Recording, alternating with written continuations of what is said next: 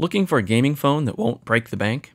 Or do you wish OnePlus still made truly affordable phones with flagship specs? Then this may be the phone for you.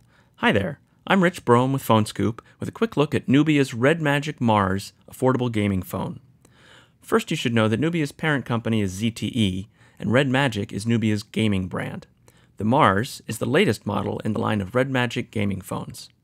The most compelling aspect of the Mars is the price. We were told it's coming to the US in the next month or two for about $400. That's pretty amazing when you consider that the specs match those of phones twice the price. You get a top-end Snapdragon 845 processor, a very nice 6 GB of RAM, and 64 GB of storage.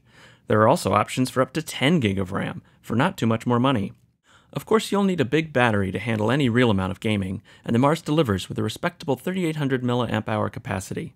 The Mars has a sculpted metal back with a fingerprint reader.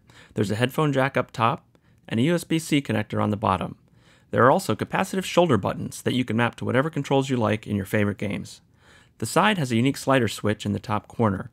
This activates gaming mode, which flips to landscape orientation and activates the optional features like high performance mode and a notification blocker. It also shows a launcher for your games, of course. But Rich, why aren't you talking about those cool lights on the back? Okay. Yes, there's a sweet strip of RGB LEDs running down the back, and you can customize the heck out of them. Dig into settings and you'll find some handy options. Dig further and you'll find a really slick, full-featured tool that lets you pick patterns and customize the colors, speed, and brightness.